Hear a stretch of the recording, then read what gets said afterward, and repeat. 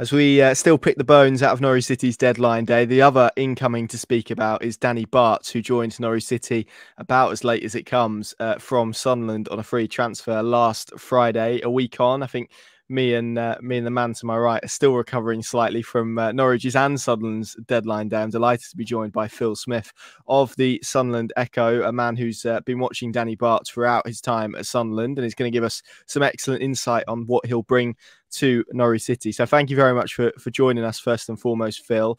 Just talk to us a little bit about Danny Batth. What sort of player has he been for Sunderland over the last 18 months or so? Yeah, a really influential one, I think I would say. He sort of arrived at a really interesting period in the January window, the year that Sunderland eventually got promoted from League One at the fourth time of asking. Had an amazing debut against Portsmouth. And then the next week, his kind of infamous game in Sunderland's history, really, where they lost 6-0 at Bolton. Danny Batth scored an own goal in that game, actually, and Lee Johnson was sacked a couple of days later. But then kind of what happened after that was Sunderland appointed Alex Neil, and after a little bit of time sort of getting his feet under the table, Danny became a really integral part of Alex Neil's side. And by the end of the season and through the playoff campaign, he was a fixture in the 11, hugely important player, had a big impact on the playoff campaign. And that just kind of blew through into the championship season, really. I'm not sure how influential or how regular people expected Danny Batth to be last year. But through a combination of, I suppose, A, his own performances, and B, a lot of injuries, he ended up playing the vast majority of games before he got an injury himself right at the end. And he ended up being voted the supporters player of the season, which I think was testament to his consistency, really. A hugely dependable performer. Never nothing particularly showy about his game, but never really had a bad game either. So a lot of mixed emotions when he left, really. And like I say, someone who has earned a huge amount of respect, I would say, because of that dependability and that consistency. That's really interesting. It's quite noticeable in his first interview for Norwich City's channels. He mentioned the word consistency and how important that is to him. So it certainly chimes with what you're saying there. I guess one thing that maybe Norwich City fans have been looking at it with has been maybe two elements. So we'll start with the first one, which is the fact that he, as you mentioned there, won player of the season last year. I don't think it's come as a surprise. He's been linked with Blackburn and Cardiff and other championship clubs throughout this transfer window.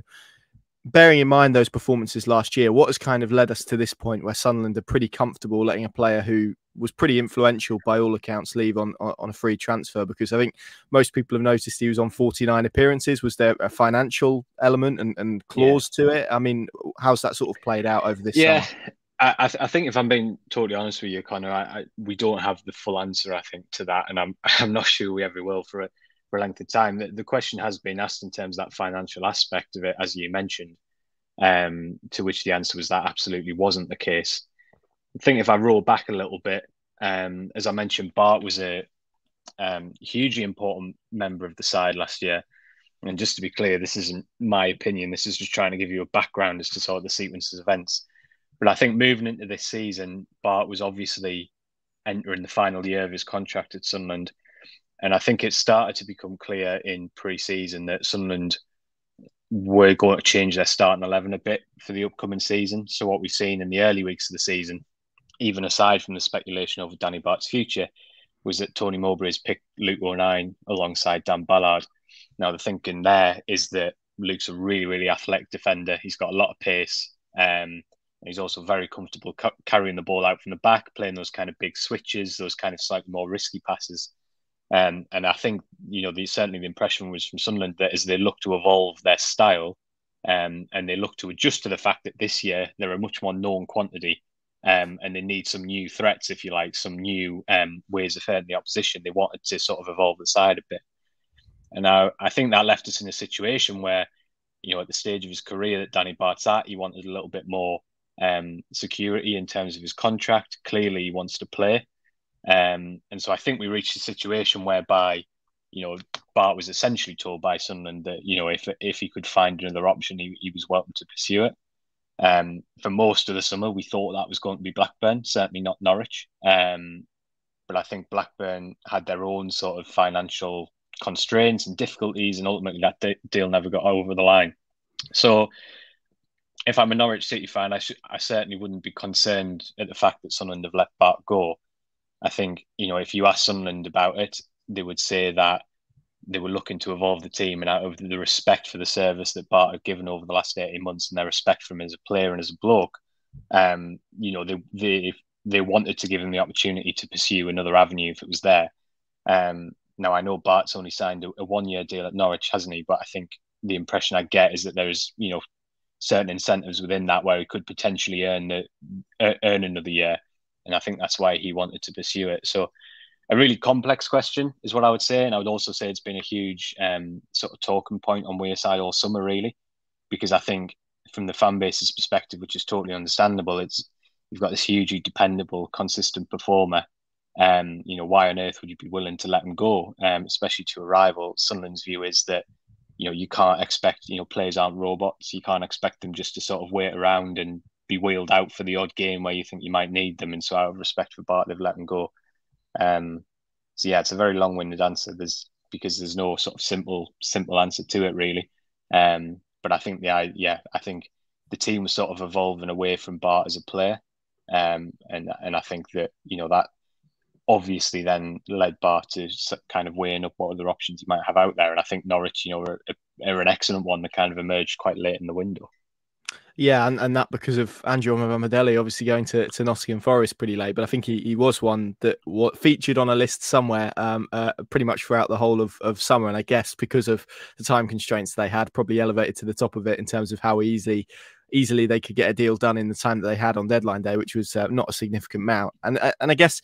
And I know because when I put the name out there that he was one that Norwich were pursuing, kind of a lot of the reactions were he's quite I don't know if unglamorous is the right word, but and to be fair, a lot of Norwich City summer signings have had this. It was the same with Ashley Barnes. It was the same of Shane Duffy, and I guess their age comes into it as well. He turns 33 later this month, and I guess those have maybe been the two, but not concerns, but maybe that people have looked at maybe with a little bit of caution with him coming to Norwich. I mean, what do you make of that? Is he a type of defender where I don't want to say his age is going to show, because that feels like a really horrible question to phrase at someone who's going to be 33, but you kind of get the gist of it. Would you share those concerns about his age and perhaps where he is at his career and where Norwich City are picking him up at his career?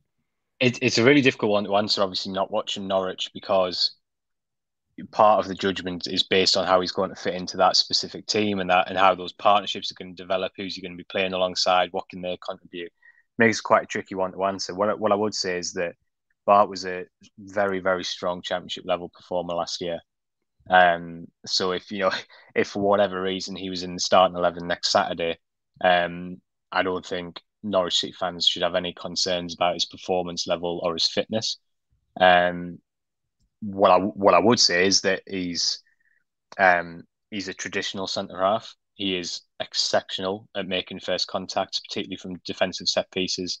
He's a really good organizer, organizes defence really well. And one thing that's sort of been said repeatedly the whole time he's been at Sunderland really is that he's a huge presence in the dressing room, really influential, really important in sort of maintaining and driving those standards. So my opinion would be on it that it seems to me like a pretty savvy piece of business from Norwich. Really, it's hard for me to judge, obviously, because I'm not in that bubble and I don't have an understanding of what the team needs and where the team's at. But what I can say is they've picked up someone who was proven to perform to a very good level last year, and is a huge presence off the pitch as well. So if like I say, if I was a Norwich fan, I think I would feel pretty satisfied with what they've done. The question, obviously, is his role in the team and what Norwich going to be asking him to do. Because as I mentioned before, he's not poor on the ball. It's not like he can't play out from the back or he can't play switches. He absolutely can. But his strengths are the sort of really traditional ones, and particularly from set pieces, I would suggest as well. He's been a really important figure for Sunderland. Well, that was going to be a question that I asked you in terms of his ability to play, and I think with Norwich are quite interesting. They're quite so I like to kind of I guess, kind of provoke teams to come and press them, but they're happy to play longer as well. And obviously the signing of Ashley Barnes, I guess, indicates that. But primarily they do want to try and play through presses. Is he a centre back? And from what you said there, it doesn't necessarily sound like it's not his strength, but probably not something that you would immediately think of when you thought of Danny Batth. Yeah, I certainly wouldn't want to give any, the impression that he can't pass a football because he don't play at the level he has for as many years as he has without having that ability. But I wouldn't describe him as a ball playing defender. Certainly not. Generally speaking, when he played last year, it would be the other centre half who, generally speaking, would sort of carry it out and play those sort of riskier passes, if you like. I would be surprised if that was. Yeah, I think that's one thing I can say for sure. I'd be surprised if Norwich had recruited him to play that role specifically. He can certainly do aspects of it. No doubt about that. And he isn't someone who loses the ball often, who gives it away in dangerous areas. But I'd be surprised if he's been recruited as a ball playing centre half. I think his most natural role is to be the organizer, to be the defender first, and also, and maybe to let the other defenders take on that sort of possession-based role a little bit more, I think. That's really interesting. And the other thing I wanted to ask is kind of, is he capable of playing both sides of defence? Has he played right and left side? Has he played predominantly right side? Yeah, he's played predominantly left side for Sunderland, but he's naturally right-footed. So I don't think I wouldn't have any concerns about him playing either of those roles. If at any stage, I don't think it's really David Wagner style, but if you ever played with the back three, he's an absolute natural to be the middle of the three, I would suggest as well. That organizer, that first contact player. Listen, Danny's as good as anybody I saw last season at aerial duels, at competing with the striker, doing that sort of physical side of the game. Very, very good on 1v1 duels. I think ultimately the reason why Sunderland were moving away from him in the team at the start of the season is, like I say, I think they wanted to play, especially at home, with a slightly higher line. And they probably wanted to be a bit more aggressive in terms of what the centre-halves are doing with the ball. And that's mainly because last year, if you watch Sunderland, they had so much technical talent in the final third that what started to happen was teams were essentially just letting the defence have the ball and waiting for it to come into midfield and then pressing. And I think it became really important for Sunderland this year that they were able to sort of take a few more risks out from the back. But I can't stress enough that nobody should see that as a slight on Bart, really. It was a very difficult decision for the club. It's been a pretty controversial one up here in terms of the supporters who think a huge amount of Danny Batth. Whenever, I'm not quite sure when the first Sunderland Norwich game is, but he'll get a huge reception. I can promise you that. So, always difficult to fully judge, like I say, when it's hard to see where he's going to slot into another team, because that obviously has a big impact on how you perceive the move. But no Norwich fan should have any concerns about where Bart's at in terms of his fitness or his performance levels. A very, very dependable character. I assume he's got a good chance of getting in the team, because I think otherwise he would have just kind of fought it out at Sunderland. I don't know why he would have necessarily made this move if he didn't feel he had at least a pretty strong chance of getting in the side. So that's going to be a really interesting one for us to watch from a Sunderland perspective.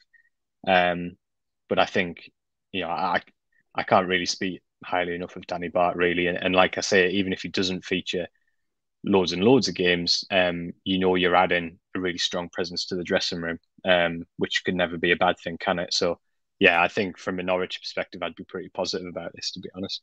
Yeah, the context of him coming in is you've kind of got the two frontline options that David Wagner's gone with so far, which is Shane Duffy and on the right, and he's played Ben Gibson on the left, and they haven't really had someone who could slot into that left-sided role. They had Omar Mamadeli in reserve, who hasn't really been playing because there's been a lot of noise around him from a transfer perspective. Grant Hanley is the other one, but he suffered a pretty bad Achilles injury in March, so he's going to be quite a way off. So he's going to be kind of one of three competing for two slots, I guess. And the fact he can play on either side is, I think, going to favour him a lot in situations where those two players, Duffy and Gibson, you look at their injury records, haven't been necessarily proven to be players that can go the full distance and play 46 games. So you would imagine at some point, given how we both know what this league is like, an opportunity will emerge for him.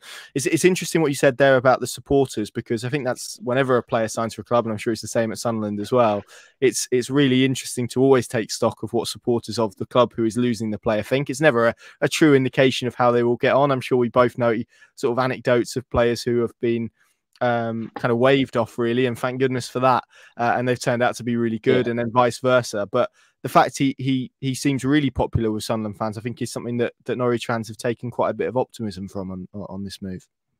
Yeah, and I think that's kind of the point I'm making before, is that, as you alluded to there, there's no guarantees in football. There are no guarantees in transfers, and what can be hugely successful for one club cannot be for another. But the one thing I can say with absolute certainty sitting here is that, you're adding a really good presence to your dressing room. Whatever happens elsewhere, it'll be great for the younger players in the dressing room. It'll add to that sort of leadership group. And it'll be a bit of a dream for the head coach, really, in terms of his standards and his professionalism. So in that sense, it's a bit of a no-lose scenario, I think. As I say, it's hard for me on the pitch to say how I think Danny will do, because, it depends on the style. It depends on what role he's been asked to do. But, when I listen to you talk there, it's a move that makes sense, really, because I can easily see him, playing alongside either of those two defenders. And you can certainly play in either role. So I think it's one that, I'd be surprised if this turned out to be unsuccessful. It's impossible for me to judge how much he'll play and how big an impact he'll have on Norwich. But from the situation they were in on deadline day, obviously when that interest emerged, then I think it's a pretty good solution for Norwich. That's my gut feeling anyway.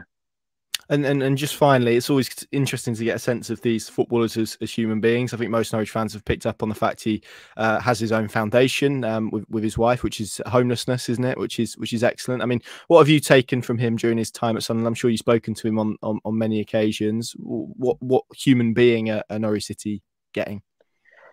Very down to earth, I would say.